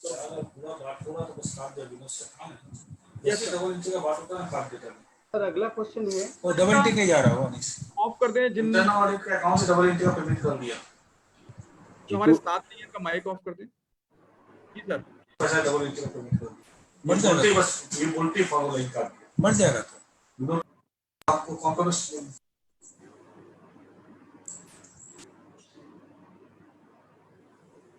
ji sir, please carry on.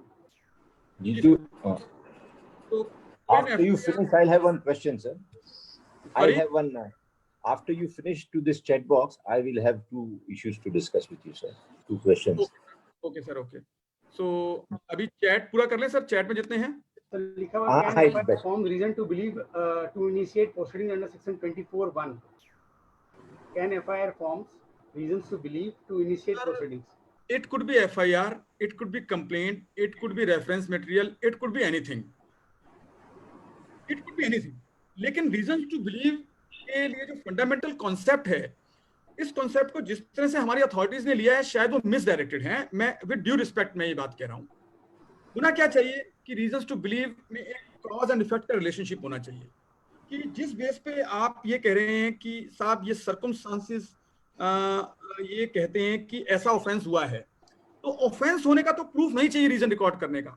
लेकिन जिस सर्कमस्टेंसेस की आप बात कर रहे हैं उसके एग्जिस्टेंस का प्रूव होना चाहिए। जैसे आप ये कह रहे हैं कि सर ये सर्कमस्टेंसेस ये कह रहे हैं कि ये जो जेंटलमैन है ये बेनिफिशियल ओनर है, इन्होंने बेनिफिट उठाया है, तो हो सकता है वो प्रॉपर्टी बेनामी है या नहीं है इसका प्रूफ नहीं है, लेकिन वो जेंटलमैन हैं जो उस प्रॉपर्टी से बेनिफिट उठा रहे हैं, इसका प्रूफ तो होना चाहिए, इसकी एविडेंस तो होनी चाहिए, तो ही रीजन बनेंगे। वो अब एफआईआर के फॉर्म में भी हो सकते हैं, किसी मटेरियल के साथ हो सकते हैं।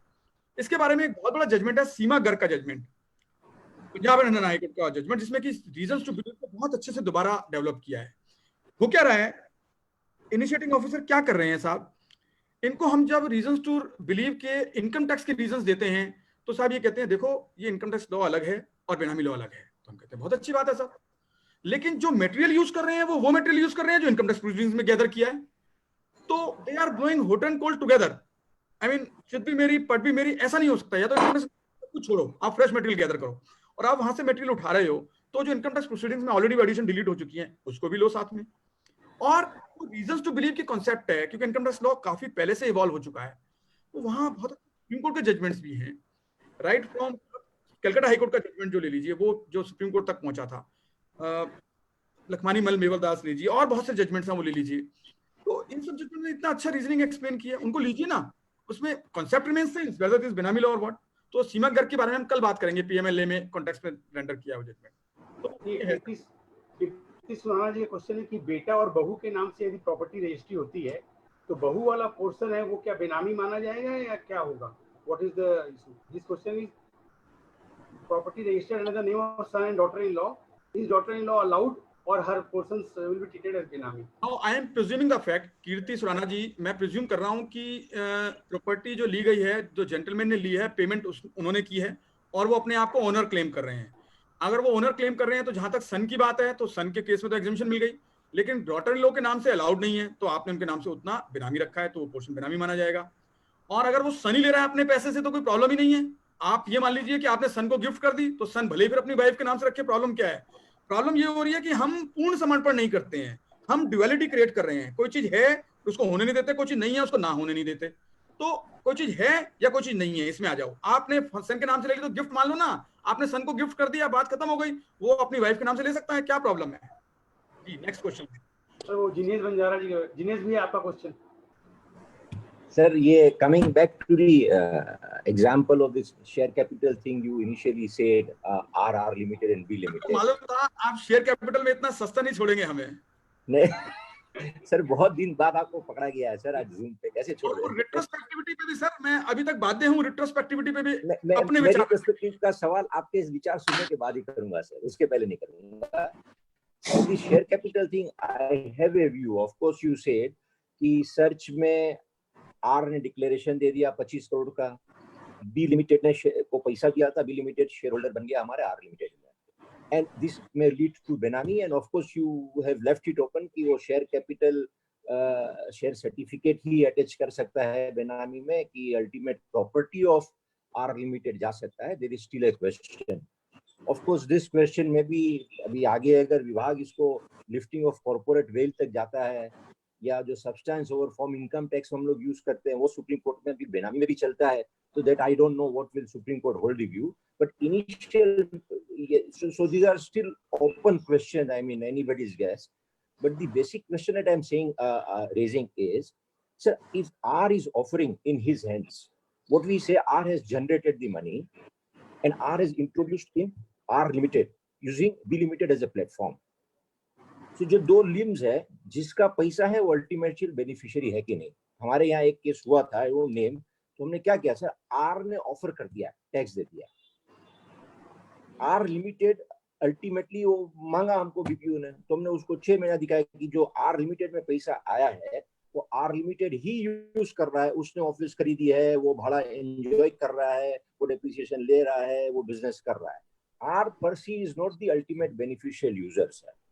And then I had a big fight. I think अभी तक वो मान के बैठा हुआ है। So what is your view? I wanted to share this.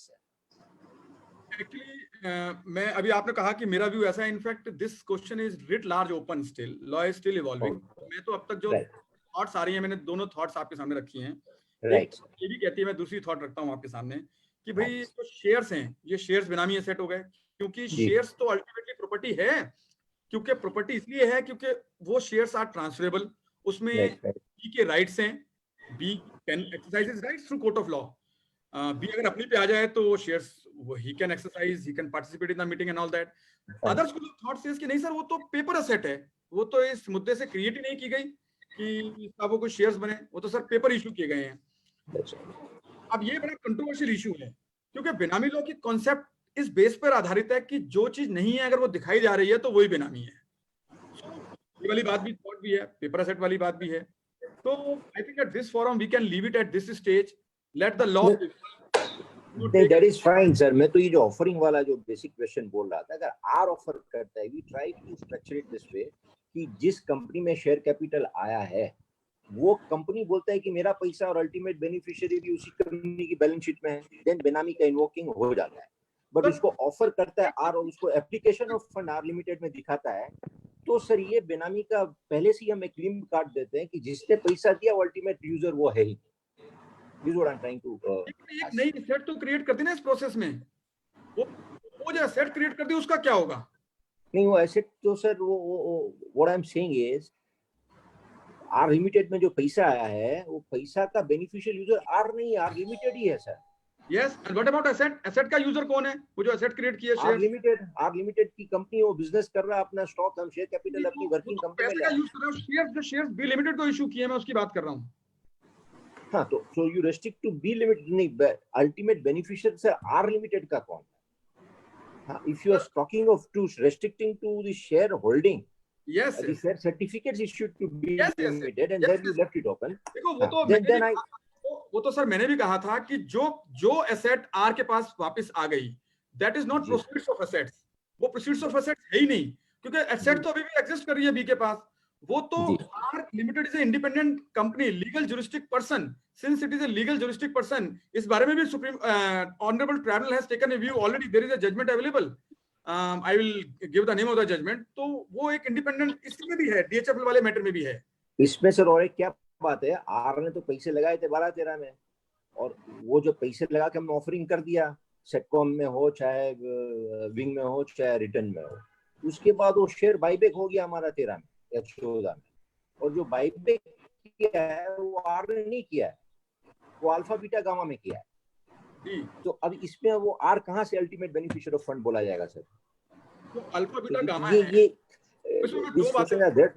इसमें मैं दो बातें बोलूंगा, दोनों सिचुएशन ले लेते हैं कि आज बी के पास एग्जिस्ट करता है शेयर, दूसरा आज बी से आर के पास चला गया शेयर, तीसरा आर से भी वो अल्फा बीटा गामा के पास चला गया। तीनों ले लेते हैं। आर पे आया ही नहीं, बी लिमिटेड आर पे आया नहीं, अल्फा बीटा गामा पे चला गया। तीनों ले लेते हैं situation.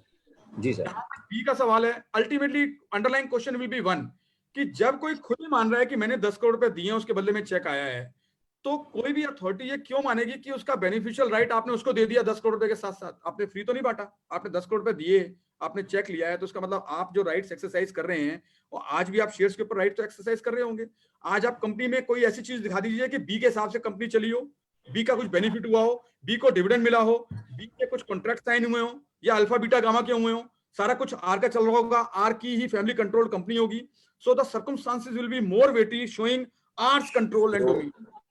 So you are now arguing on substance over form argument again, sir. ये substance over form वाला आप ले जाएगा विभाग सुप्रीम कोर्ट तक, तब जाके ये इशू सॉर्ट आउट होगा। Strictly technically speaking, as you said, sir, ये नहीं आ सकता है। But ये substance over form या even lifting of corporate veil में they can go further. Actually, sir, बेनामी लॉ की कॉन्सेप्ट इसी कॉन्सेप्ट पे आधारित है, दैट कि जो चीज है वो नहीं दिखाई जा रही है, और जो दिखाई जा रही है वो नहीं है। The whole idea of Benami law is we must awaken ourselves. Time change हो गया है, believe me. सब लॉ को अगर आप मिला के पढ़ोगे तो टाइम हैज चेंज्ड। जो पहले कोर्ट्स व्यू किया करते थे चीजों को वैसे व्यू नहीं करते हैं। बर्डन ऑफ प्रूफ का कॉन्सेप्ट कोर्ट्स ने डिफरेंट मान लिया है। जहां भी राइज होता है रीजंस टू बिलीव को, बाकी सब चीजों को अलग तरीके से पढ़ा जाता है। तो कोर्ट्स सब्सटेंस ओवर फॉर्म को ही लेकर चल रहे हैं, एब्स्ट्रैक्ट जस्टिस को सामने लेकर चल रहे हैं। That's right. Lawyer, we can make hardest of efforts, but we should not close our eyes from the hard realities we are going to face in time. No, these are just the argument. जो कोई फंस जाता है तब we create such arguments. We cannot plan it this way, of course. We must take, and of course, law is evolving. As I am always concluding with this sentence only, law is evolving. Sir अभी आपने को property consideration वाला जो आपने बात की है कि हमने अगर गुड फेथ में कोई से प्रॉपर्टी खरीद लिया है, इसमें मेरा कहना है कि if I have given him the consideration, तो वो जो कॉन्फिस्केशन अटैचमेंट बेनामी का, तो वंस आई हैव पेड, तो फिर मेरा प्रॉपर्टी कॉन्फिस्केशन नहीं, the amount that I have paid to the seller, उसका बैंक अकाउंट से उसका पैसा कॉन्फिस्केट हो जाता है ना sir. Why should my property go? बहुत इंपॉर्टेंट बात है, मैं 2-3 चीजें आपके सामने रखना चाहूंगा यहाँ पर। सबसे पहले हमें सेक्शन 6(1) को नहीं भूलना चाहिए। Section 6 benami law bars the concept of U turn. It says no U turn is allowed. आपने भूल के भी भूल कर दी, बेनामी ट्रांजेक्शन कर दिया, तो उसका कोई भी ट्रांसफर वॉइड है, number 1। Number 2, only exception is given to bona fide purchaser. तो यानी कि बोनाफाइड परचेजर की कॉन्टेक्स्ट होगी तभी सिर्फ प्रोसीड्स ऑफ क्राइम को देखा जाएगा, सॉरी प्रोसीड्स ऑफ सेल को देखा जाएगा। अगर वो बोनाफाइड नहीं है ट्रांजैक्शन, तो वो प्रॉपर्टी भी अटैच हो सकती है। प्रोसीड्स पे वो जब भी आएंगे जब वो बोनाफाइड ट्रांजैक्शन होगा। तीसरी बात, सेक्शन 24(3) को बड़ा केयरफुली ड्राफ्ट किया इनफैक्ट, बट शायद वो ड्राफ्ट करते टाइम उतनी क्लैरिटी नहीं थी जितनी थोड़ी सी और चाहिए थी, तो इसलिए आईओएस उसको ठीक से नहीं पढ़ रहे हैं। तो according to my understanding the law is clear and appeal tribunal has held कि 24(3) को जब आप पढ़ोगे, कविता इंफ्रास्ट्रक्चर का अगर आप जजमेंट पढ़ेंगे तो उसमें साफ लिखा है कि 24(3) में 3 कंडीशंस हैं। 24(1) में तो आपको सिर्फ ये देखना है बेनामीदार कौन है, लेकिन 24(3) पास करते टाइम आपको ये देखना है कि हु इज द पैदा द प्रॉपर्टी हेल्ड बेनामी इन द पोजीशन। तो जिसके पोजीशन में है, क्या वो बेनामी होल्ड कर रहा है या वो बोनाफाइड परचेजर है। अगर वो बोनाफाइड परचेजर है, नो 24(3). अगर वो भी बेनामी होल्ड कर रहा है, तो आप 24(3) पास करेंगे और बेनामी प्रॉपर्टी को अटैच कर देंगे, अदरवाइज सिर्फ प्रोसीड्स को अटैच करेंगे आप।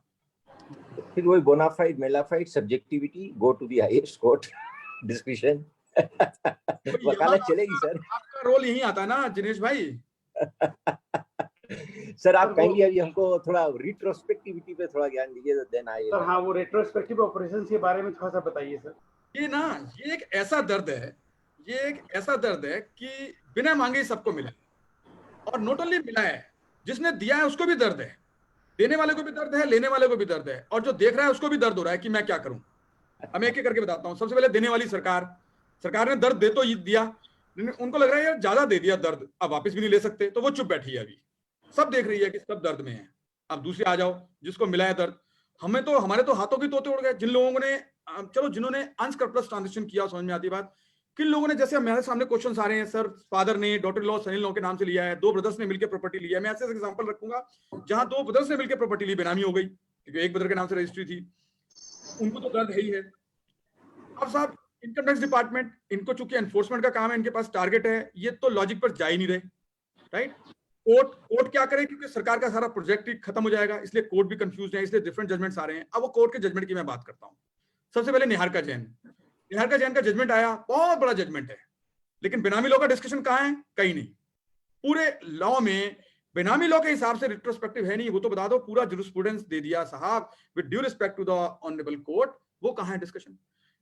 जस्टिस कोशी के जजमेंट की डिस्कशन करते हैं Chhattisgarh high court, very good judgement. उन्होंने कहा है कि यस रिट्रोस्पेक्टिव होना चाहिए, बट एक चीज मिस कर गए, वो मैं बताता हूं। उन्होंने भी रीजनिंग देते टाइम कि क्यों होना चाहिए रिट्रोस्पेक्टिव, जिसको लेना चाहिए था नहीं लिया, जिसको नहीं लेना चाहिए था वो लिया, though it is a reason judgment, but still there were something pending. Ganesh Dealcom ने कहा है नो रिट्रोस्पेक्टिविटी। उसमें 2 चीजें मिस की। सबसे पहले तो सेक्शन 1(3) को कैसे इंटरप्रेट करना है, नंबर 1। नंबर 3, वर्ड हेल्ड को कैसे इंटरप्रेट करना है। उस वर्ड हेल्ड का क्या होगा? The word held is making it continuing offense. I can give you with the help of example जो word held की प्रॉब्लम आने वाली है, उसको इंटरप्रेट करना जरूरी है। अब सबके सब पहुंच गया सुप्रीम कोर्ट, गणेश डीलकॉम पहुंच गया सुप्रीम कोर्ट। तो अब तो सुप्रीम कोर्ट से पहले तो कुछ फैसला होगा ही नहीं सर। अब सुप्रीम कोर्ट से पहले सरकार को फैसला लेना पड़ेगा, पॉलिसी डिसीजन लेना पड़ेगा कि क्या करना है। सुप्रीम कोर्ट भी गाइडेंस वहीं से लेगा, क्योंकि वर्ड हेल्थ तो उसको रिट्रोस्पेक्टिव बनाने की कोशिश कर रहा है, लेकिन 1(3) एब्सर्ड रिजल्ट्स प्रोड्यूस कर रहा है। तो एक डोवटेलिंग करनी पड़ेगी, अब कैसे करना है। मेरे ख्याल से अब ऑफेंस का टाइम तो निकल गया, पुराने ट्रांजैक्शंस में से टाइम लिमिट निकल चुकी है। 2019 में टाइम बार्ड हो गए पुराने ऑफेंसेस, अब तो नए ऑफेंसेस की बात होगी। तो हो सकता है सुप्रीम कोर्ट ये कह दे कि ट्रांजैक्शन तो हो ही सकते हैं, आप बेनामी प्रॉपर्टी अभी भी क्यों होल्ड कर रहे हो? क्योंकि जब आप कहोगे साहब हमें क्या पता, अरे पता क्यों नहीं था, जब 2016 में फाइनेंस एक्ट आया था, उसमें 290 में एक आपको बेनिफिट दिया था, विंडो दी थी कि आप बेनामी ट्रांजैक्शंस को ठीक कर लो, आप उस पर टैक्स पे कर दो, हम इमिट्री दे देंगे। आपने क्यों नहीं किया? Why are you continuing to hold benami properties?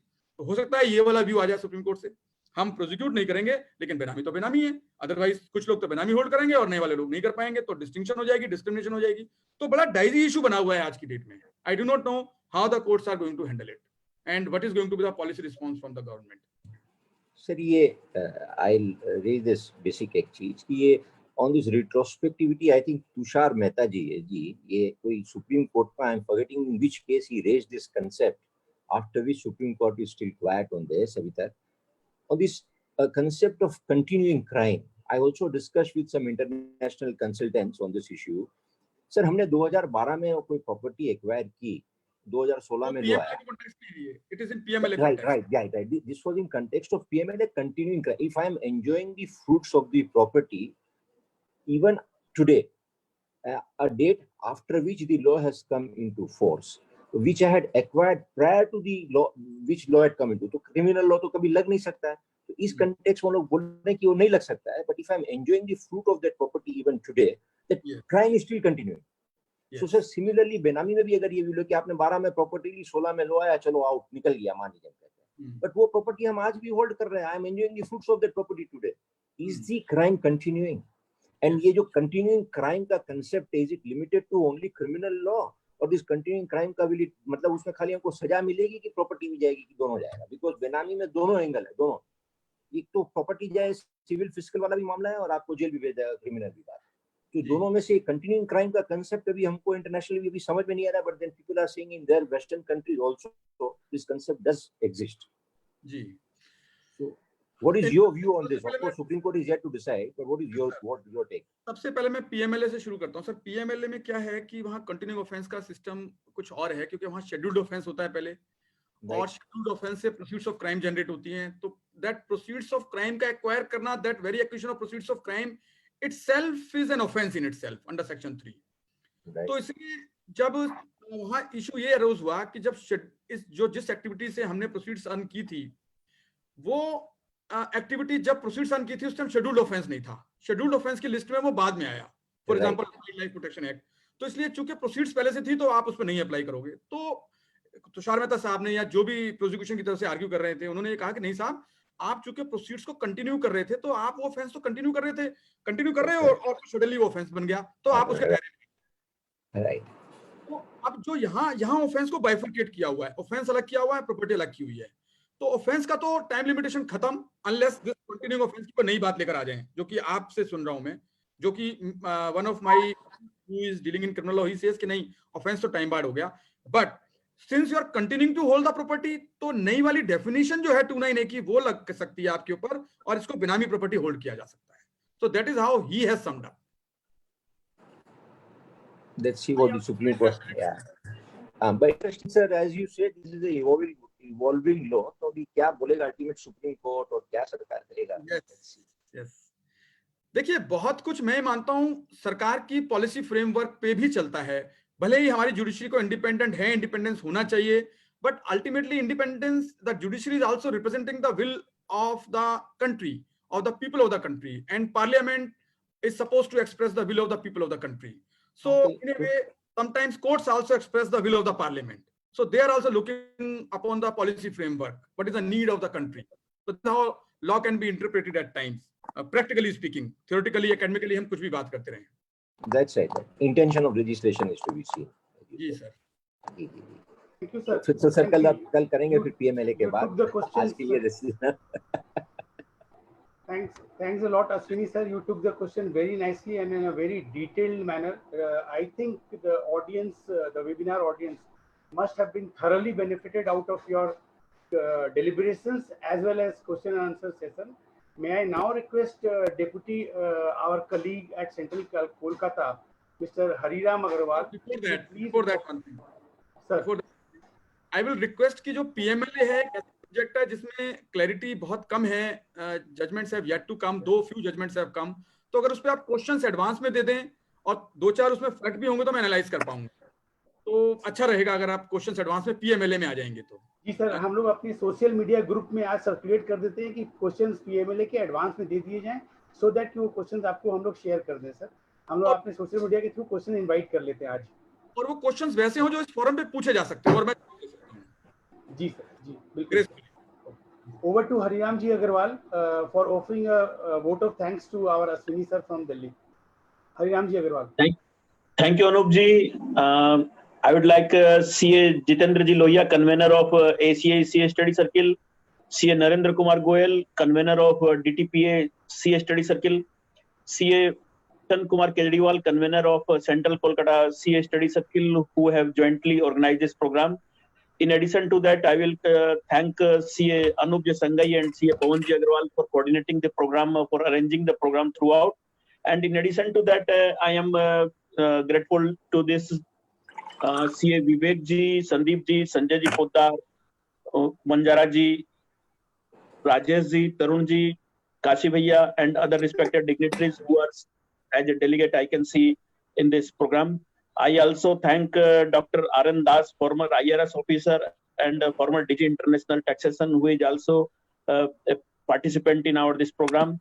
And above all, I am congratulating and thanking CA Ashish Taneja sir, advocate, to making a threadbare analysis of complex and practical issues arriving under new Benami law. And the way he has explained the provisions with the help of case laws and interlinking with other law, and more particularly income tax and the futures of the law. And this has certainly enriched the knowledge of each and every participant of the program.